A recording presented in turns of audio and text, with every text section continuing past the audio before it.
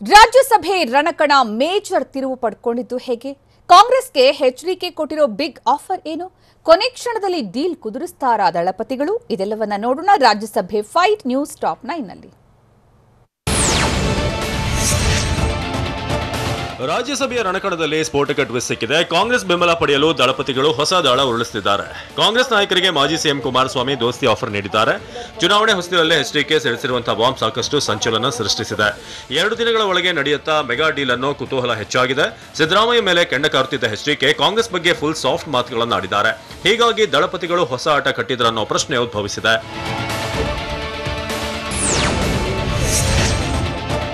ರಾಜ್ಯಸಭೆ ಚುನಾವಣೆಯಲ್ಲಿ ಕಾಂಗ್ರೆಸ್ ಬೆಂಬಲ ಪಡೆಯುವುದಕ್ಕೆ ಡಿಕೆಶಿ ಜೊತೆ ಸಂಧಾನ ಮಾತು ಆಡಿದ್ರ ಎಚ್ಡಿಕೆ ಅನ್ನೋ ಪ್ರಶ್ನೆ ಈಗ ಉದ್ಭವಿಸಿದೆ. ಕೆಪಿಸಿಸಿ ಅಧ್ಯಕ್ಷ ಡಿಕೆ ಶಿವಕುಮಾರ್ ಜೊತೆ ಚರ್ಚಿಸಿದೆ ಅಂತ ಮಾಜಿ ಸಿಎಂ ಎಚ್ಡಿಕೆ ಹೇಳಿದ್ದಾರೆ. ಅಲ್ಲದೆ ಕಾಂಗ್ರೆಸ್ನಲ್ಲಿ ಎಲ್ಲರೂ ಒಪ್ಪಿದ್ರು, ಸಿದ್ದರಾಮಯ್ಯ ಮಾತ್ರ ಒಪ್ತಿಲ್ಲ. ಡಿಕೆಶಿ ಜೊತೆ ಫೋನಲ್ಲಿ ಮಾತನಾಡಿದೆ ಅಂತ ಕುಮಾರಸ್ವಾಮಿ ಬಾಂಬ್ ಸಿಡಿಸಿದ್ದಾರೆ. ಅಲ್ಲದೆ ಸಿದ್ದರಾಮಯ್ಯ ಒಪ್ಪುತ್ತಿಲ್ಲ ಅಂತ ಎಚ್ಡಿಕೆ ಬಾಣ ಪ್ರಯೋಗಿಸಿದ್ದಾರೆ. ಮೇಲ್ಮನೆ ಮಹಾಯುದ್ಧ ಗೆಲ್ಲೋದಕ್ಕೆ ಜೆಡಿಎಸ್ ನಾಯಕರ ಮಾಸ್ಟರ್ ಪ್ಲಾನ್ ಜೋರಾಗಿದೆ. ಹಠಕ್ಕೆ ಬಿದ್ದಿರುವಂತಹ ಸಿದ್ದರಾಮಯ್ಯಗೆ ಟಕ್ಕರ್ ಕೊಡೋದಕ್ಕೆ ದಳಪತಿಗಳು ಸ್ಕೆಚ್ ಹಾಕಿದಂತೆ ಕಾಣ್ತಾ ಇದೆ. ರಾಜ್ಯ ಕಾಂಗ್ರೆಸ್ ಉಸ್ತುವಾರಿ ರಣದೀಪ್ ಸುರ್ಜೇವಾಲಾ ಜೊತೆ ಎಚ್ಡಿಕೆ ಚರ್ಚೆ ಮಾಡಿದಾರಂತೆ. ನಾಯಕರನ್ನ ಕಳಿಸ್ತೀವಿ ಅಂತ ಸುರ್ಜೇವಾಲಾ ಹೇಳಿದ್ದಾರೆ ಎನ್ನಲಾಗಿದೆ. ಹೀಗಾಗಿ ದೋಸ್ತಿ ಸಂಧಾನದ ಮಾತುಕತೆ ಇನ್ನೂ ಜಾರಿಯಲ್ಲಿದೆಯಾ ಅನ್ನೋ ಪ್ರಶ್ನೆ ಉದ್ಭವಿಸಿದೆ.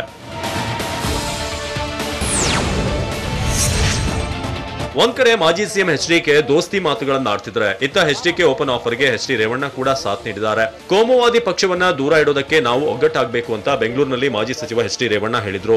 ಕಾಂಗ್ರೆಸ್ ಹಾಗೂ ಜೆಡಿಎಸ್ ಸೇರಿ ಕೋಮುವಾದಿ ಪಕ್ಷ ಬಿಜೆಪಿಯನ್ನ ದೂರ ಇಡಬೇಕು. ಡಿಕೆಶಿ, ಸಿದ್ದರಾಮಯ್ಯ, ಬಿಕೆ ಹರಿಪ್ರಸಾದ್, ಖರ್ಗೆ ಎಲ್ಲರೂ ಸಾಥ್ ನೀಡಬೇಕು. ಸಣ್ಣ ಪುಟ್ಟ ಭಿನ್ನಾಭಿಪ್ರಾಯ ಇರುತ್ತೆ, ಸಿದ್ದರಾಮಯ್ಯ ಅದನ್ನ ಮರಿಬೇಕು ಅಂತ ಬೆಂಗಳೂರಿನಲ್ಲಿ ಮಾಜಿ ಸಚಿವ ಎಚ್ ಡಿ ರೇವಣ್ಣ ಹೇಳಿದ್ದಾರೆ.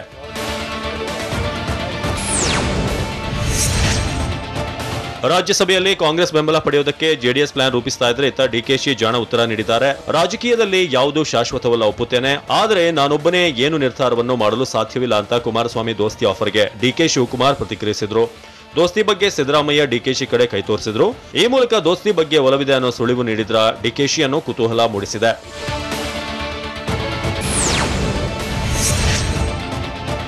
ಸಾಫ್ಟ್ ಆಗಿ ಮಾತನಾಡ್ತಲೇ ಮಾಜಿ ಸಿಎಂ ಎಚ್ಡಿಕೆಗೆ ಕೆಪಿಸಿಸಿ ಅಧ್ಯಕ್ಷ ಡಿಕೆ ಶಿವಕುಮಾರ್ ಟಾಂಗ್ ಕೊಟ್ಟರು.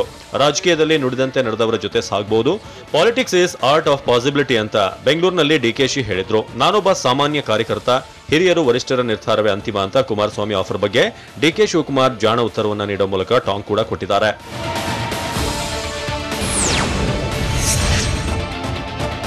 ರಾಜ್ಯಸಭೆ ಚುನಾವಣೆಯಲ್ಲಿ ಮಾಜಿ ಸಿಎಂ ಎಚ್ಡಿಕೆ ದೋಸ್ತಿ ಆಫರ್ಗೆ ವಿಪಕ್ಷ ನಾಯಕ ಸಿದ್ದರಾಮಯ್ಯ ಕೂಡ ತಿರುಗೇಟು ನೀಡಿದ್ದಾರೆ. ಕೋಮುವಾದಿಗಳನ್ನ ಸೋಲಿಸೋದಕ್ಕೆ ಜೆಡಿಎಸ್ನವರೇ ನಮ್ಮನ್ನ ಬೆಂಬಲಿಸಲಿ, ನಾವೇ ಕೋಮುವಾದಿಗಳನ್ನ ಸೋಲಿಸ್ತೇವೆ. 37 ಜನ ಇದ್ರು, ಕುಮಾರಸ್ವಾಮಿ ಅವರನ್ನ ಸಿಎಂ ಮಾಡಿದ್ವಿ, ದೇವೇಗೌಡರು ಪ್ರಧಾನಿ ಆಗೋಕೆ ನಾವು ಬೆಂಬಲಿಸಿದ್ದೇವೆ, ಈಗ ನಮಗೆ ಜೆಡಿಎಸ್ನವರು ಬೆಂಬಲಿಸಲಿ ಅಂತ ವಿಪಕ್ಷ ನಾಯಕ ಸಿದ್ದರಾಮಯ್ಯ ಎಚ್ಡಿಕೆಗೆ ತಿರುಗೇಟು ನೀಡಿದ್ರು. ಮೇಲ್ಮನೆ ಅಖಾಡದಲ್ಲಿ ಬೆಂಬಲಿಸೋಕೆ ದಳಪತಿಗಳು ಓಪನ್ ಆಫರ್ ನೀಡಿದ್ರೆ, ಇತ್ತ ಕಾಂಗ್ರೆಸ್ ಮನೆಯಲ್ಲಿ ಭಿನ್ನ ನಿಲುವು ಕಾಣಿಸ್ತಿದೆ. ಅಡ್ಡಗೋಡೆಯ ಮೇಲೆ ದೀಪ ಬಿಟ್ಟಂತೆ ಡಿಕೆ ಶಿವಕುಮಾರ್ ಹೇಳಿಕೆ ನೀಡಿದ್ರೆ, ಇತ್ತ ಜೆಡಿಎಸ್ಗೆ ಸಿದ್ದರಾಮಯ್ಯ ಬಣದ ಕೌಂಟರ್ ಷರತ್ತು ಹಾಕಿದೆ. ಜೆಡಿಎಸ್ ಆಫರ್ಗೆ ಸಿದ್ದರಾಮಯ್ಯ ಬಣ ಸಂಪೂರ್ಣವಾಗಿ ಒಪ್ಪುತ್ತಿಲ್ಲ, ಜಾತ್ಯತೀತ ಶಕ್ತಿ ಒಂದಾಗೋದಾದ್ರೆ ನಮಗೆ ಬೆಂಬಲಿಸಲಿ, ಚುನಾವಣೆಯಲ್ಲಿ ಅಲ್ಪಸಂಖ್ಯಾತ ಅಭ್ಯರ್ಥಿಯನ್ನ ಕಣಕ್ಕಿಳಿಸಿದ್ದೇವೆ, ಈಗ ಅವರನ್ನ ವಾಪಸ್ ತೆಗೆಯಲು ಸಾಧ್ಯವೇ ಇಲ್ಲ, ಅವರಿಗೆ ನ್ಯಾಯ ಒದಗಿಸಬೇಕು ಅಂತ ಸಿದ್ದರಾಮಯ್ಯ ಟೀಮ್ ಹೇಳ್ತಾ ಇದೆ. ರಾಜ್ಯಸಭೆ ರಣಕಣದಲ್ಲಿ ಕ್ಷಣಕ್ಕೊಂದು ಮೆಗಾ ಟ್ವಿಸ್ಟ್ ಸಿಗ್ತಾ ಇದೆ. ದೋಸ್ತಿ ಆಫರ್ ಬಗ್ಗೆ ನನಗೆ ಯಾವುದೇ ಮಾಹಿತಿ ಇಲ್ಲ ಅಂತ ಟಿವಿ9ಗೆ ಜೆಡಿಎಸ್ ಅಭ್ಯರ್ಥಿ ಕುಪೇಂದ್ರ ರೆಡ್ಡಿ ಹೇಳಿದ್ರು. ಯಾವುದೇ ಕಾರಣಕ್ಕೂ ಕಣದಿಂದ ಹಿಂದೆ ಸರಿಯಲ್ಲ, ಕೊನೆಯವರೆಗೂ ಹೋರಾಟಕ್ಕೆ ನಾನು ಬದ್ಧನಾಗಿದ್ದೇನೆ. ಎಚ್ಡಿಕೆ ಆಫರ್ ಬಗ್ಗೆ ನನಗೆ ಮಾಹಿತಿ ಇಲ್ಲ ಅಂತ ಟಿವಿ9ಗೆ ಜೆಡಿಎಸ್ ಅಭ್ಯರ್ಥಿ ಕುಪೇಂದ್ರ ರೆಡ್ಡಿ ಮಾಹಿತಿ ನೀಡಿದ್ದಾರೆ. ಬೆಂಗಳೂರಲ್ಲಿ ಈದ್ಗಾ ಸಂಗ್ರಾಮ ಮತ್ತಷ್ಟು ಸ್ಫೋಟಗೊಳ್ಳುತ್ತಾ? ಈದ್ಗಾ ಮೈದಾನದಲ್ಲಿ ಹಿಂದೂಗಳ ಕಾರ್ಯಕ್ರಮಕ್ಕೆ ಪರ್ಮಿಷನ್ ಸಿಗತ್ತಾ? ಪಾಲಿಕೆ ವಕ್ಫ್ ಬೋರ್ಡ್ ನಡುವೆ ಜಟಾಪಟಿ ಹೇಗಿದೆ? ಇದೆಲ್ಲವನ್ನ ನೋಡೋಣ ಈದ್ಗಾ ದಂಗಲ್ ನ್ಯೂಸ್ ಟಾಪ್ 9 ನಲ್ಲಿ. ಬೆಂಗಳೂರಿನ ಈದ್ಗಾ ಮೈದಾನ ವಿವಾದ ಕ್ಷಣ ಕ್ಷಣಕ್ಕೂ ಹೊಸ ತಿರುವು ಪಡೆದುಕೊಳ್ಳುತ್ತಿದೆ. ಮತ್ತೊಂದು ಸುತ್ತಿನ ಧರ್ಮ ದಂಗಲ್ ಶುರುವಾಗುತ್ತಾ ಅನ್ನೋ ಕುತೂಹಲ ಮೂಡಿದೆ. ದಿನೇ ದಿನೇ ಈದ್ಗಾ ಮೈದಾನ ವಿವಾದ ಭುಗಿಲೇಳ್ತಾ ಇದೆ. ಈದ್ಗಾ ಮೈದಾನ ಪಾಲಿಕೆ ಆಸ್ತಿಯ, ವಕ್ಫ್ ಸ್ವತ್ತ ಅನ್ನೋ ಪ್ರಶ್ನೆ ಮೂಡಿದೆ. ಧರ್ಮ ದಂಗಲ್ ಮಹಾಯುದ್ಧದ ವೇದಿಕೆಯಾಗಿ ಬದಲಾಗುತ್ತಾ ಈದ್ಗಾ ಮೈದಾನ ವಿವಾದ ಅನ್ನೋದು ಎಲ್ಲರಿಗೂ ಕಾಡುತ್ತಿರುವ ಪ್ರಶ್ನೆಯಾಗಿದೆ.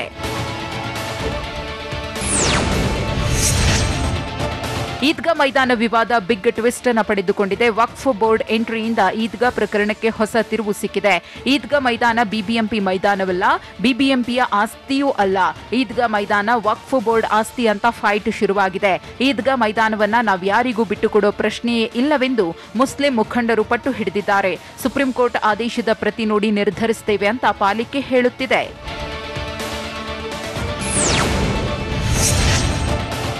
ಧರ್ಮ ಸಂಘರ್ಷದ ಬೆಂಕಿಯ ಹೊತ್ತಲೇ ಈದ್ಗಾ ಮೈದಾನ ವಿವಾದ ಹೊಸ ಸಮರಕ್ಕೆ ನಾಂದಿ ಹಾಡಿದೆ. ಈದ್ಗಾ ಮೈದಾನ ವಿವಾದದ ಬೆನ್ನಲ್ಲೇ ಸಾಲು ಸಾಲು ಕಾರ್ಯಕ್ರಮಗಳಿಗೆ ಹಿಂದೂಪರ ಸಂಘಟನೆಗಳು ಮನವಿಯನ್ನ ಮಾಡಿವೆ. ವಿವಾದಿತ ಈದ್ಗಾ ಮೈದಾನದಲ್ಲಿ ರಾಷ್ಟ್ರಧ್ವಜ ಹಾರುತ್ತಾ ಅನ್ನೋದು ಸದ್ಯಕ್ಕಿರುವ ಪ್ರಶ್ನೆ. ಅಲ್ಲದೆ ಈದ್ಗಾ ಮೈದಾನದಲ್ಲಿ ಹಿಂದೂ ಕಾರ್ಯಕ್ರಮಗಳಿಗೂ ಅನುಮತಿ ಸಿಗುತ್ತಾ, ಮುಸ್ಲಿಮರಿಗೆ ಮಾತ್ರ ಇದ್ದ ಮೈದಾನ ಎಲ್ಲರ ಬಳಕೆಗೆ ಸಿಗುತ್ತಾ ಅನ್ನೋದು ಎಲ್ಲರನ್ನೂ ಕಾಡುತ್ತಿದೆ.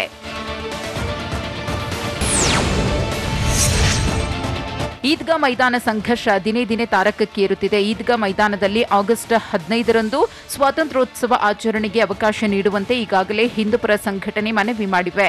ಕೇವಲ 5 ದಿನಗಳಲ್ಲಿ ಈದ್ಗಾ ಮೈದಾನ ಫೈಟ್ಗೆ ಸಿಗುತ್ತಾ ಪರಿಹಾರ? ಗಣೇಶೋತ್ಸವ, ವಿಶ್ವ ಯೋಗ ದಿನಾಚರಣೆಗೆ ಪರ್ಮಿಷನ್ ಕೂಡ ನೀಡ್ತಾರಾ ಅನ್ನೋ ಕುತೂಹಲ ಮೂಡಿಸಿದೆ. ಈದ್ಗಾ ಮೈದಾನದಲ್ಲಿ ಹಿಂದೂಗಳ ಸಭೆ ಸಮಾರಂಭಗಳಿಗೆ ಸರ್ಕಾರ ಗ್ರೀನ್ ಸಿಗ್ನಲ್ ನೀಡಲಿದೆಯಾ ಅನ್ನೋದು ನಿಗೂಢವಾಗಿದೆ.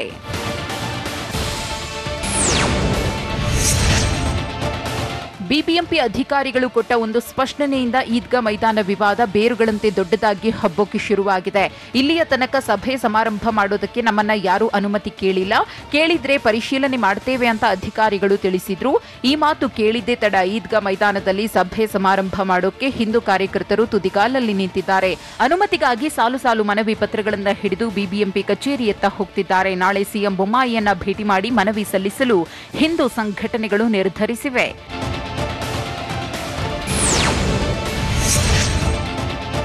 ಬೆಂಗಳೂರಿನ ಈದ್ಗಾ ಮೈದಾನದ ಸಂಗ್ರಾಮಕ್ಕೆ ಬಿಗ್ ಟ್ವಿಸ್ಟ್ ಸಿಕ್ಕಿದೆ. ಮೈದಾನ ವಕ್ಫ್ ಬೋರ್ಡ್ ಆಸ್ತಿ, ಬಿಬಿಎಂಪಿ ಆಸ್ತಿ ಅಲ್ಲ ಅಂತ ಟಿವಿ9ಗೆ ವಕ್ಫ್ ಬೋರ್ಡ್ ಅಧ್ಯಕ್ಷ ಶಫಿ ಸಅದಿ ಹೇಳಿದ್ರು. ವಕ್ಫ್ ಆಸ್ತಿಯಲ್ಲಿ ಬೇರೆ ಹಬ್ಬಕ್ಕೆ ಹೇಗೆ ಅವಕಾಶ ನೀಡ್ತಾರೆ? ಸುಪ್ರೀಂ ಕೋರ್ಟ್ ಆದೇಶದ ಪ್ರಕಾರ ಅದು ವಕ್ಫ್ ಆಸ್ತಿ. ಬಿಬಿಎಂಪಿ ಅನುಮತಿ ನೀಡುವ ಮುನ್ನ ಯೋಚನೆ ಮಾಡಲಿ, ಇಲ್ಲದಿದ್ರೆ ಕೋಮು ಗಲಭೆಗೆ ಕಾರಣವಾಗುವ ಸಾಧ್ಯತೆ ಇದೆ. ಬೆಂಗಳೂರು ನಗರಕ್ಕೆ ಕೆಟ್ಟ ಹೆಸರು ಬರುವ ಕೆಲಸ ಆಗುತ್ತೆ. ಬಿಬಿಎಂಪಿಯ ಜಾಗ ಬೇರೆ ಇರಬಹುದು, ಸರ್ವೆ ಮಾಡಲಿ ಅಂತ ಟಿವಿ9ಗೆ ವಕ್ಫ್ ಬೋರ್ಡ್ ಅಧ್ಯಕ್ಷ ಶಫಿ ಸಅದಿ ಹೇಳಿದ್ರು.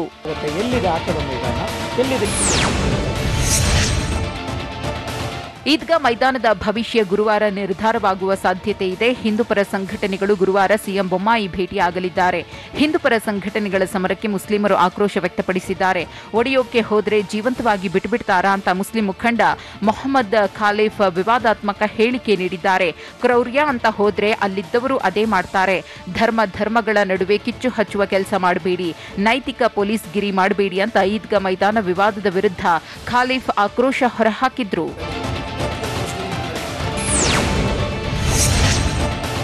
ಬೆಂಗಳೂರಿನ ಚಾಮರಾಜಪೇಟೆಯ ಈದ್ಗಾ ಮೈದಾನ ವಿವಾದಕ್ಕೆ ಸಂಬಂಧಪಟ್ಟಂತೆ ಟಿವಿ9ಗೆ ಬಿಬಿಎಂಪಿ ಜಂಟಿ ಆಯುಕ್ತ ಶ್ರೀನಿವಾಸ್ ಪ್ರತಿಕ್ರಿಯೆ ನೀಡಿದ್ರು. ವಕ್ಫ್ ಬೋರ್ಡ್ ಹೇಳುವ ಆದೇಶದ ಪ್ರತಿ ನಮಗೆ ಸಿಕ್ಕಿಲ್ಲ, ಸುಪ್ರೀಂ ಕೋರ್ಟ್ ಆದೇಶದ ಪ್ರತಿ ನಮಗೆ ಇನ್ನೂ ಬಂದಿಲ್ಲ, ಆದೇಶದ ಪ್ರತಿಯಲ್ಲಿ ಏನಿದೆ ಎಂದು ಗೊತ್ತಿಲ್ಲ ಅಂತ ಶ್ರೀನಿವಾಸ್ ತಿಳಿಸಿದ್ರು. ಅದನ್ನು ನೋಡಿ ಮುಂದಿನ ಕ್ರಮಗಳನ್ನು ತೆಗೆದುಕೊಳ್ತೇವೆ. ಈಗ ಸ್ವಾತಂತ್ರ್ಯ ದಿನಾಚರಣೆಗೆ ಅವಕಾಶ ಕೋರಿ ಮನವಿ ಬಂದಿದೆ, ಪರಿಶೀಲನೆ ಮಾಡಿ ಮುಂದಿನ ಕ್ರಮ ಕೈಗೊಳ್ಳುತ್ತೇವೆ ಅಂತ ಬಿಬಿಎಂಪಿ ಜಂಟಿ ಆಯುಕ್ತ ಶ್ರೀನಿವಾಸ್ ತಿಳಿಸಿದ್ರು. ಬೆಂಗಳೂರಿನ ಚಾಮರಾಜಪೇಟೆ ಈದ್ಗಾ ಮೈದಾನದ ಸರ್ವೆ ನಂಬರ್ 40 ಆಗಿದ್ದು, ಈ ಹಿಂದೆ ಕಟ್ಟಡ ನಿರ್ಮಾಣಕ್ಕೆ ಪಾಲಿಕೆ ಮುಂದಾಗಿತ್ತು. ಬಿಬಿಎಂಪಿಯ ವಿರುದ್ಧ ಮುಸ್ಲಿಮರು ಕೋರ್ಟ್ ಮೊರೆ ಹೋಗಿದ್ರು. 1959ರಲ್ಲಿ ಸಿವಿಲ್ ಕೋರ್ಟ್ಗೆ ಮುಸ್ಲಿಮರು ಅರ್ಜಿ ಸಲ್ಲಿಸಿದ್ರು. ಪಾಲಿಕೆಗೆ ನಿರ್ಬಂಧಕಾಜ್ಞೆ ಕೋರಿ ಅರ್ಜಿ ಸಲ್ಲಿಸಲಾಗಿತ್ತು. ಸಿವಿಲ್ ಕೋರ್ಟ್ ಮುಸ್ಲಿಮರ ಪರ ಆದೇಶ ನೀಡಿತ್ತು. ಪಾಲಿಕೆ ಹಸ್ತಕ್ಷೇಪಕ್ಕೆ ನಿರ್ಬಂಧಕಾಜ್ಞೆ ವಿಧಿಸಿ ಆದೇಶಿಸಿತ್ತು. ಬಳಿಕ ಸಿವಿಲ್ ಕೋರ್ಟ್ ತೀರ್ಪು ಪ್ರಶ್ನಿಸಿ ಬಿಬಿಎಂಪಿ ಸುಪ್ರೀಂ ಕೋರ್ಟ್ಗೆ ಮೇಲ್ಮನವಿಯನ್ನ ಸಲ್ಲಿಸಿತ್ತು. ಸುಪ್ರೀಂ ಕೋರ್ಟ್ ಕೂಡ ಸಿವಿಲ್ ಕೋರ್ಟ್ ತೀರ್ಪನ್ನ ಎತ್ತಿ ಹಿಡಿದಿತ್ತು.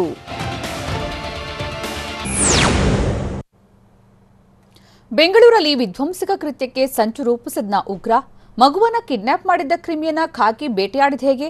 ಪಠ್ಯ ಪರಿಷ್ಕರಣೆ ವಿವಾದಕ್ಕೆ ಸ್ಫೋಟಕ ಟ್ವಿಸ್ಟ್ ಸಿಕ್ಕಿದ ಹೇಗೆ? ಇದೆಲ್ಲವನ್ನ ನೋಡೋಣ ಬೆಂಗಳೂರು ನ್ಯೂಸ್ ಟಾಪ್ 9 ನಲ್ಲಿ.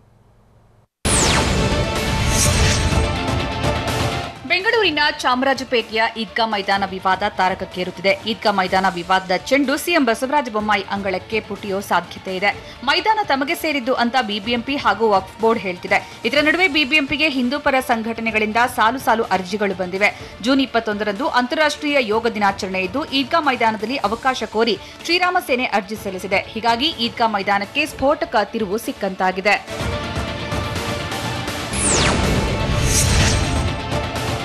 ಬೆಂಗಳೂರಿನ ಚಾಮರಾಜಪೇಟೆಯ ಈದ್ಗಾ ಮೈದಾನ ದಂಗಲ್ ಭುಗಿಲೇಳ್ತಾ ಇದೆ. ಆಗಸ್ಟ್ 15ರಂದು ಸ್ವಾತಂತ್ರ್ಯ ದಿನಾಚರಣೆಗೆ ಅನುಮತಿ ಕೋರಿ ಬಿಬಿಎಂಪಿಗೆ ಹಿಂದೂ ಸನಾತನ ಪರಿಷತ್ ಅರ್ಜಿ ಸಲ್ಲಿಸಿದೆ. ಹೀಗೆ ಹಲವಾರು ಸಂಘಟನೆಗಳಿಂದ ಬಿಬಿಎಂಪಿಗೆ ಅರ್ಜಿ ಸಲ್ಲಿಕೆ ಆಗಿದೆ. ಅನುಮತಿ ನೀಡಬೇಕಾ ಅಥವಾ ಬೇಡವಾ ಎಂಬ ಬಗ್ಗೆ ಸ್ಪಷ್ಟನೆ ಬಗ್ಗೆ ಸಿಎಂ ಬೊಮ್ಮಾಯಿ ಜೊತೆ ಚರ್ಚೆ ನಡೆಸುವ ಸಾಧ್ಯತೆ ಇದೆ. ಚಾಮರಾಜಪೇಟೆಯ ಈದ್ಗಾ ಮೈದಾನ ಅದು ಬಿಬಿಎಂಪಿಗೆ ಸೇರಿದ್ದು ಬಿಬಿಎಂಪಿ ಆಟದ ಮೈದಾನ ಸಾರ್ವಜನಿಕರಿಗೆ ನೀಡಲು ಅವಕಾಶವಿದೆ. ಆದರೆ ಪೊಲೀಸ್ ಇಲಾಖೆ ಕಾನೂನು ಸುವ್ಯವಸ್ಥೆ ಕಾರಣದಿಂದ ಅಡ್ಡಿಪಡಿಸುವ ಸಾಧ್ಯತೆ ಇದೆ.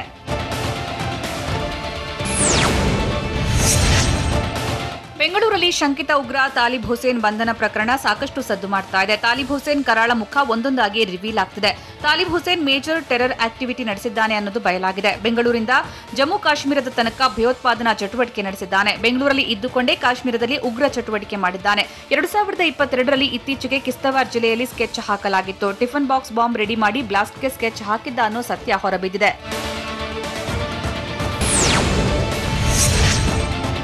ಬೆಂಗಳೂರಲ್ಲಿ ಅಂಧರಾಗಿರೋ ಉಗ್ರ ತಾಲಿಬ್ ಹುಸೇನ್ ಅಂತಿಂತ ಕ್ರಿಮಿಯಲ್ಲ. ಬೆಂಗಳೂರು ಬೀಟ್ ಪೊಲೀಸರಿಗೆ ಉಗ್ರ ತಾಲಿಬ್ ಹುಸೇನ್ ಯಾಮಾರಿಸಿದ್ದನಂತೆ. ಕ್ರಿಮಿ ತಾಲಿಬ್ ಹುಸೇನ್ ಆಗಾಗ ತನ್ನ ವೇಷ ಬದಲಾಯಿಸಿಕೊಳ್ತಾ ಇದ್ದ. ಪ್ರತಿ ಬಾರಿಯೂ ಯಾರಿಗೂ ಸುಳಿವು ಸಿಗದಂತೆ ಕಳ್ಳಾಟ ಆಡ್ತಿದ್ದ ಅನ್ನೋದು ತನಿಖೆಯ ವೇಳೆ ಗೊತ್ತಾಗಿದೆ.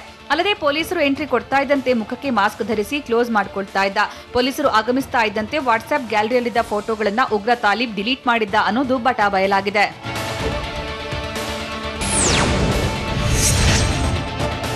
ಬೆಂಗಳೂರಲ್ಲಿ ಪೊಲೀಸರು ಮೆಗಾ ಆಪರೇಷನ್ ಮಾಡಿದ್ದಾರೆ. ಕಿಡ್ನಾಪ್ ಆದ ಕೆಲವೇ ಗಂಟೆಯಲ್ಲಿ ಮಗುವನ್ನ ಖಾಕಿ ಪಡೆ ರಕ್ಷಿಸಿದೆ. ಹೆಣ್ಣೂರು ಠಾಣೆಯ ಪೊಲೀಸರು ಮಗುವನ್ನ ರಕ್ಷಿಸಿದ್ದಾರೆ. ನಿನ್ನೆ ಸಂಜೆ ಹೆಣ್ಣೂರಿನಿಂದ 11 ವರ್ಷದ ಮಗುವನ್ನ ಕಿಡ್ನಾಪ್ ಮಾಡಲಾಗಿತ್ತು. ಪೋಷಕರಿಗೆ ಕರೆ ಮಾಡಿ ಆರೋಪಿಗಳು ಹಣಕ್ಕೆ ಬೇಡಿಕೆ ಇಟ್ಟಿದ್ರು. ರಾತ್ರಿ 9 ಗಂಟೆಗೆ ಪೊಲೀಸ್ ಠಾಣೆಗೆ ಬಂದು ಪೋಷಕರು ದೂರು ನೀಡಿದ್ರು. ಥೇಟ್ ಸಿನಿಮಾ ಸ್ಟೈಲ್ನಲ್ಲಿ ಖಾಕಿ ಪಡೆ ಆರೋಪಿಗಳನ್ನ ಬೇಟೆಯಾಡಿದೆ.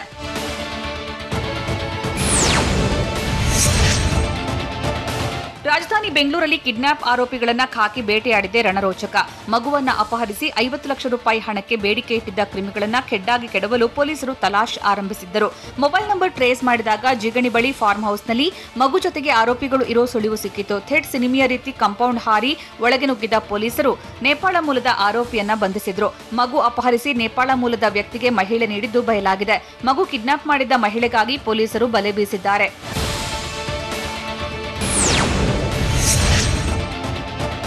ಬೆಂಗಳೂರಲ್ಲಿ ಸಹೋದರರ ನಡುವಿನ ಜಗಳ ತಮ್ಮನ ಕೊಲೆಯಲ್ಲಿ ಅಂತ್ಯವಾಗಿದೆ. ಪ್ರಶಾಂತ್ ನಗರದಲ್ಲಿ ಕಪಿಲನ್ ಎಂಬಾತನನ್ನ ಕೊಲೆ ಮಾಡಲಾಗಿದೆ. ಸೋದರ ಅಶೋಕ್ನಿಂದಲೇ ಸಹೋದರ ಕಪಿಲನ್ ಹತ್ಯೆಯಾಗಿದ್ದಾನೆ. ಇನ್ನು ಕುಡಿದ ಅಮಲಿನಲ್ಲಿ ನಿನ್ನೆ ರಾತ್ರಿ ಅಶೋಕನ್ ಕಪಿಲನ್ ನಡುವೆ ಗಲಾಟೆ ಆಗಿತ್ತು. ಈ ವೇಳೆ ಕಪಿಲನ್ ಮೇಲೆಯೇ ಅಶೋಕನ್ ಅಟ್ಯಾಕ್ ಮಾಡಿದ್ದಾನೆ. ಅಶೋಕನ್ ಥಳಿಸಿದ್ರಿಂದ ಕೆಳಗೆ ಬಿದ್ದ ಕಪಿಲನ್ ರಕ್ತಸ್ರಾವದಿಂದ ಸ್ಥಳದಲ್ಲೇ ಸಾವನ್ನಪ್ಪಿದ್ದಾನೆ. ಗೋವಿಂದಪುರ ಪೊಲೀಸ್ ಠಾಣೆಯಲ್ಲಿ ಪ್ರಕರಣ ದಾಖಲಾಗಿದೆ.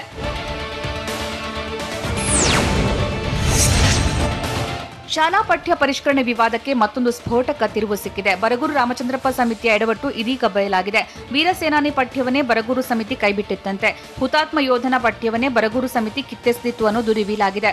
ಮುಂಬೈ ದಾಳಿಯ ವೇಳೆ ಉಗ್ರರ ವಿರುದ್ಧ ಹೋರಾಡಿದ್ದ ವೀರ ಯೋಧ ಮೇಜರ್ ಸಂದೀಪ್ ಉನ್ನಿಕೃಷ್ಣನ್ ಪಠ್ಯಕ್ಕೆ ಕೊಕ್ ನೀಡಲಾಗಿದೆ. ಈ ಪಠ್ಯದ ಬದಲು ಬ್ಲಡ್ ಗ್ರೂಪ್ ಪಠ್ಯ ಸೇರ್ಪಡೆಗೊಳಿಸಿದ್ದಾರೆ. ಉನ್ನಿಕೃಷ್ಣನ್ ಆಪರೇಷನ್ ಹೇಗಿತ್ತು ಅನ್ನೋ ಬಗ್ಗೆ ಪಠ್ಯವಿತ್ತು. ಅಲ್ಲದೆ ಮುಡಂಬಡಿತಾಯ ಸಮಿತಿ ಅಳವಡಿಸಿದ್ದ ಪಠ್ಯವನ್ನ ಬರಗೂರು ಸಮಿತಿ ತೆಗೆದಿದ್ದು ಯಾವ ಕಾರಣಕ್ಕೆ ಈ ಪಠ್ಯವನ್ನ ಕೈಬಿಡಲಾಗಿದೆ ಎಂಬ ಬಗ್ಗೆ ವಿವರ ನೀಡಿಲ್ಲ ಎನ್ನಲಾಗಿದೆ.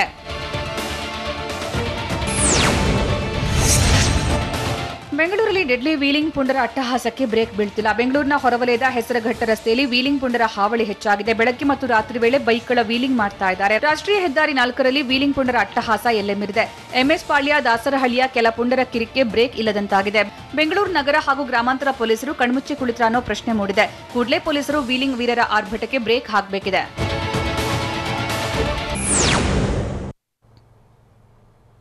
ರಾಯಚೂರಲ್ಲಿ ಕಲುಷಿತ ನೀರು ಕುಡಿದು ಮತ್ತೊಂದು ಜೀವ ಬಲಿ. ನೀರಿನ ಘಟಕಕ್ಕೆ ಭೇಟಿ ನೀಡಿರೋ ತನಿಖಾ ತಂಡ ಹೇಳಿದ್ದೇನು? ಇಂಜಿನಿಯರಿಂಗ್ ಕಾಲೇಜ್ಗೆ ದುಷ್ಕರ್ಮಿಗಳು ಕನ್ನ ಹಾಕಿರೋದೆಲ್ಲಿ? ಇದೆಲ್ಲವನ್ನ ನೋಡೋಣ ಕರ್ನಾಟಕ ನ್ಯೂಸ್ ಟಾಪ್ 9ನಲ್ಲಿ. ರಾಯಚೂರಿನಲ್ಲಿ ಕಲುಷಿತ ನೀರು ಕುಡಿದು ಮತ್ತೊಂದು ಬಲಿಯಾಗಿದೆ. ಅಂದ್ರೂನ್ ಖಿಲ್ಲಾ ನಿವಾಸಿ ಅಬ್ದುಲ್ ಕರೀಂ ಮೃತ ದುರ್ದೈವಿ. ಕಲುಷಿತ ನೀರು ಕುಡಿದು ಕಳೆದ 3 ದಿನದ ಹಿಂದೆ ಅಬ್ದುಲ್ ಕರೀಂ ಆಸ್ಪತ್ರೆಗೆ ದಾಖಲಾಗಿದ್ರು. ತೀವ್ರ ವಾಂತಿ ಮತ್ತು ಬೇಧಿ ಸಮಸ್ಯೆಯಿಂದ ಅಬ್ದುಲ್ ಕರೀಂ ಬಳಲ್ತಾ ಇದ್ರು. ಕಲುಷಿತ ನೀರು ಕುಡಿದಿದ್ದರಿಂದ ಕಿಡ್ನಿ ಮೇಲೆ ಪರಿಣಾಮ ಬೀರಿತು. ಇದೀಗ ರಾಯಚೂರಿನಲ್ಲಿ ಕಲುಷಿತ ನೀರು ಕುಡಿದು ಮತ್ತೊಬ್ಬರು ಸಾವನ್ನಪ್ಪಿದ್ದು ಗ್ರಾಮಸ್ಥರನ್ನ ಕಂಗೆಡಿಸಿದೆ.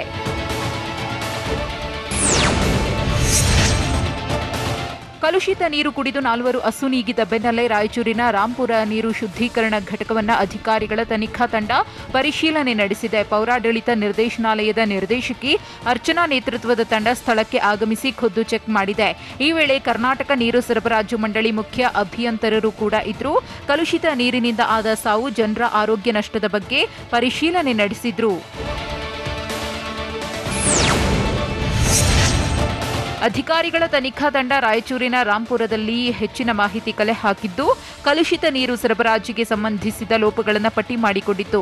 ಕಲುಷಿತ ನೀರು ಸೇವಿಸಿ 4 ಅಸುನೀಗಿದ ತನಿಖೆಯನ್ನ ಅಧಿಕಾರಿಗಳ ತಂಡ ಚುರುಕುಗೊಳಿಸಿದ್ದು 3 ದಿನದಲ್ಲಿ ಸರ್ಕಾರಕ್ಕೆ ವರದಿ ಕೊಡಲಿದೆ. ಈ ಬಗ್ಗೆ ಸರ್ಕಾರ ಕೂಡ ಅಧಿಕಾರಿಗಳಿಗೆ ನಿರ್ದೇಶನ ನೀಡಿತ್ತು.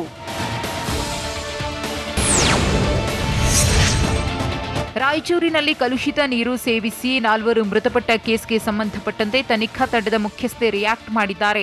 ನೀರಿನ ಶುದ್ಧೀಕರಣ ಮತ್ತು ಸರಬರಾಜು ಮಾಡುವಲ್ಲಿ ಸಿಬ್ಬಂದಿ ನಿರ್ಲಕ್ಷ್ಯ ತೋರಿದ್ದಾರೆ. 2 ಅಧಿಕಾರಿಗಳ ಮೇಲೆ ಕ್ರಮ ಕೈಗೊಳ್ಳಲಾಗಿದೆ ಅಂತ ಪೌರಾಡಳಿತ ನಿರ್ದೇಶನಾಲಯದ ನಿರ್ದೇಶಕಿ ಅರ್ಚನಾ ತಿಳಿಸಿದ್ದಾರೆ. ಉಳಿದವರ ತಪ್ಪಿನ ಬಗ್ಗೆ ಪರಿಶೀಲನೆ ಮಾಡಲಾಗ್ತಾ ಇದೆ. ಶುದ್ಧೀಕರಣ ಘಟಕದಲ್ಲಿನ ಪ್ರಯೋಗಾಲಯ 2 ತಿಂಗಳಿಂದ ಕಾರ್ಯನಿರ್ವಹಿಸಿಲ್ಲ. ನೀರು ಶುದ್ಧೀಕರಣಕ್ಕೆ ಬೇಕಾದ ಅಗತ್ಯ ರಾಸಾಯನಿಕ ಸಂಗ್ರಹಿಸಿಟ್ಟಿಲ್ಲ. ಡಿಸಿ ಜೊತೆ ಚರ್ಚಿಸಿ ಕ್ರಮ ಕೈಗೊಳ್ಳಲಾಗಿದೆ ಅಂತ ಅರ್ಚನಾ ತಿಳಿಸಿದ್ದಾರೆ.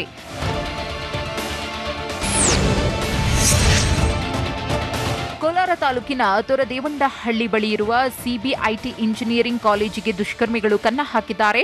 ಬೀಗ ಮುರಿದು ರಾತ್ರಿ ಕಾಲೇಜಿಗೆ ನುಗ್ಗಿದ ದುಷ್ಕರ್ಮಿಗಳು 4 ಲಕ್ಷ ರೂಪಾಯಿ ದೋಚಿ ಎಸ್ಕೇಪ್ ಆಗಿದ್ದಾರೆ. ಕಾಲೇಜಿಗೆ ಪೊಲೀಸರು, ಶ್ವಾನದಳ, ಬೆರಳಚ್ಚು ತಜ್ಞರು ಭೇಟಿ ನೀಡಿ ಪರಿಶೀಲಿಸಿದ್ದಾರೆ. ಕೋಲಾರ ಗ್ರಾಮಾಂತರ ಪೊಲೀಸ್ ಠಾಣಾ ವ್ಯಾಪ್ತಿಯಲ್ಲಿ ಘಟನೆ ನಡೆದಿದೆ.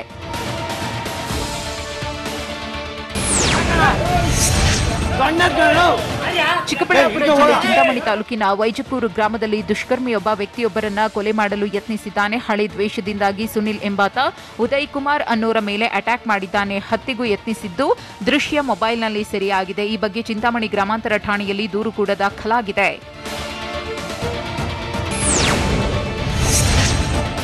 ಕಲಬುರಗಿ ನಗರದಲ್ಲಿ ಶ್ರೀರಾಮ ಸೇನೆ ಕಾರ್ಯಕರ್ತರು ಪ್ರತಿಭಟನೆ ಮಾಡಿದ್ದಾರೆ. ಅನಧಿಕೃತ ಧ್ವನಿವರ್ಧಕಗಳನ್ನು ಬ್ಯಾನ್ ಮಾಡುವಂತೆ ಒತ್ತಾಯಿಸಿದ್ದಾರೆ. ಕಲಬುರಗಿ ದಕ್ಷಿಣ ಕ್ಷೇತ್ರದ ಶಾಸಕ ದತ್ತಾತ್ರೇಯ ಪಾಟೀಲ್ ರೇವೂರ್ ಮನೆ ಎದುರು ಧರಣಿ ಮಾಡಿದ್ದಾರೆ. ಸುಪ್ರೀಂ ಕೋರ್ಟ್ ಆದೇಶವನ್ನು ಕಟ್ಟುನಿಟ್ಟಾಗಿ ಜಾರಿಗೊಳಿಸಬೇಕು ಅಂತ ಆಗ್ರಹಿಸಿದ್ದಾರೆ. ಕೋಲಾರ ಜಿಲ್ಲೆ ಶ್ರೀನಿವಾಸಪುರ ತಾಲೂಕಿನ ನೆರ್ನಹಳ್ಳಿಯಲ್ಲಿ ರೈತ ಮಹಿಳೆಗೆ ಸಂಸದ ಮುನಿಸ್ವಾಮಿ 35,000 ರೂಪಾಯಿ ನೆರವು ನೀಡಿದ್ದಾರೆ. ಕೆರೆ ಅಂಗಳದಲ್ಲಿ ರೈತ ಮಹಿಳೆ ಶಾಂತಮ್ಮ ಟೊಮೆಟೊ ಬೆಳೆದಿದ್ರು. ಸರ್ಕಾರಿ ಜಾಗದಲ್ಲಿ ಬೆಳೆ ಬೆಳೆಯಲಾಗಿದೆ ಅಂತ ಕಂದಾಯ ನಿರೀಕ್ಷಕನೊಬ್ಬ ಬೆಳೆ ನಾಶಗೊಳಿಸಿದ್ದ. ಇದರಿಂದ ಕಂಗಾಲಾಗಿದ್ದ ಮಹಿಳೆ ಕಣ್ಣೀರು ಹಾಕಿದ್ರು. ಅಧಿಕಾರಿ ವರ್ತನೆಗೆ ಸಾರ್ವಜನಿಕರಿಂದ ತೀವ್ರ ಆಕ್ರೋಶ ಕೂಡ ವ್ಯಕ್ತವಾಗಿತ್ತು. ಹೀಗಾಗಿ ಟೊಮೆಟೊ ಬೆಳೆ ಕಳೆದುಕೊಂಡಿದ್ದ ಮಹಿಳೆಗೆ ಸಂಸದರು ನೆರವು ನೀಡಿದ್ದಾರೆ. ಬೆಂಬಲಿಗರು ಚೆಕ್ ಅನ್ನು ಹಸ್ತಾಂತರ ಮಾಡಿದ್ದಾರೆ.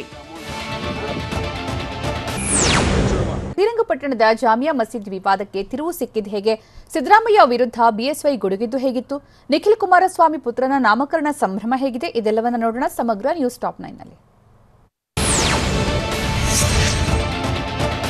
ಮಂಡ್ಯ ಜಿಲ್ಲೆಯ ಶ್ರೀರಂಗಪಟ್ಟಣದಲ್ಲಿ ಜಾಮಿಯಾ ಮಸೀದಿ ವಿವಾದಕ್ಕೆ ಸ್ಫೋಟಕ ತಿರುವು ಸಿಕ್ಕಿದೆ.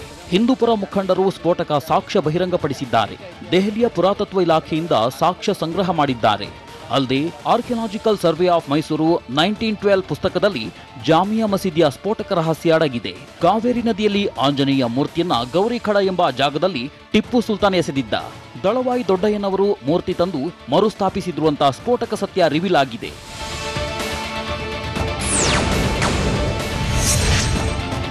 ವಿಪಕ್ಷ ನಾಯಕ ಸಿದ್ದರಾಮಯ್ಯ ಯಾವುದು ಭ್ರಮೆಯಲ್ಲಿದ್ದಾರೆ ಅಂತ ವಿಜಯಪುರ ನಗರದಲ್ಲಿ ಮಾಜಿ ಸಿಎಂ ಯಡಿಯೂರಪ್ಪ ಆಕ್ರೋಶ ಹೊರಹಾಕಿದ್ರು. ಬಿವೈ ವಿಜೇಂದ್ರಗೆ ಟಿಕೆಟ್ ಕೊಡಿಸಲಾಗಲಿಲ್ಲ ಎಂಬ ಹೇಳಿಕೆಗೆ ಮಾಜಿ ಸಿಎಂ ಬಿಎಸ್ವೈ ರೋಷಾವೇಶವನ್ನು ಹೊರಹಾಕಿದ್ರು.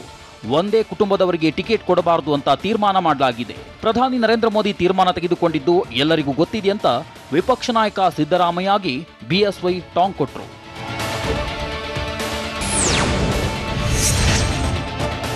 ವಿಜೇಂದ್ರ ಸಿಎಂ ಆಗಲಿ, ಸಿಎಂ ಮಗ ಸಿಎಂ ಆದ್ರೆ ತಪ್ಪೇನು ಅಂತ ವಿಜಯಪುರದಲ್ಲಿ ಸಚಿವ ಮುರುಗೇಶ್ ನಿರಾಣಿ ಹೇಳಿದ್ರು. BY ವಿಜೇಂದ್ರಗೆ ನಾಯಕನಾಗುವ ಎಲ್ಲ ಅರ್ಹತೆಗಳಿವೆ. ಯಾರ ಹಣೆ ಬರಹದಲ್ಲಿ ಏನ್ ಬರೆದಿದೆಯೋ ಗೊತ್ತಿಲ್ಲ. ನಮ್ಮ ರಾಜ್ಯದ HD ದೇವೇಗೌಡ ಪ್ರಧಾನಿಯಾದ್ರು, CM ಮಗ ಮುಖ್ಯಮಂತ್ರಿ ಆದ್ರೆ ಏನು ತಪ್ಪಿದೆ ಅಂತ ವಿಜೇಂದ್ರ ಪರ ನಿರಾಣಿ ಬ್ಯಾಟಿಂಗ್ ಮಾಡಿದ್ರು.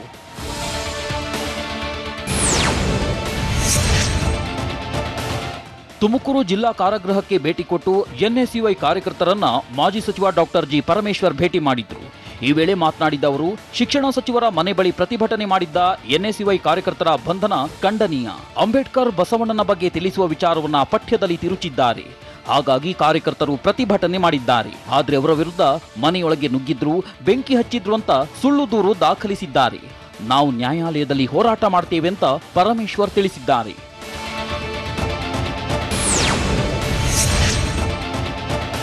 ಶಾಲಾ ಪಠ್ಯಪುಸ್ತಕ ವಿಚಾರದಲ್ಲಿ ಇದೀಗ ಮತ್ತೊಂದು ವಿವಾದ ಸ್ಫೋಟಗೊಂಡಿದೆ. ಪುಸ್ತಕ ಕೊಡದಿದ್ರೂ ಶಿಕ್ಷಕರ ಮೇಲೆ ಅಧಿಕಾರಿಗಳು ಒತ್ತಡ ಹಾಕುತ್ತಿದ್ದಾರಂತೆ. ಪುಸ್ತಕವನ್ನ ಕೊಡಲಾಗಿದೆ ಎಂದು ಶಿಕ್ಷಕರ ಲಾಗಿನ್ ಅಡಿಯಲ್ಲಿ ನಮೂದಿಸುವಂತೆ ಒತ್ತಾಯ ಕೇಳಿ ಬಂದಿದೆಯಂತೆ. ಶಾಲಾ ಶಿಕ್ಷಕರಿಗೆ ಮೇಲಾಧಿಕಾರಿಗಳು ಒತ್ತಾಯ ಮಾಡ್ತಿರೋ ಆರೋಪ ಕೇಳಿ ಬಂದಿದೆ. ಪಠ್ಯಪುಸ್ತಕ ಬಂದಿರುವುದು ಕೇವಲ 40% ಮಾತ್ರ, ಆದ್ರೆ 100ಕ್ಕೆ 100 ನಮೂದಿಸಿದೆ ಎಂದು ಅಧಿಕಾರಿಗಳು ಒತ್ತಡ ಹಾಕಿದ್ದಾರೆ ಅಂತ ಶಿಕ್ಷಕರು ಆರೋಪ ಮಾಡಿದ್ದಾರೆ.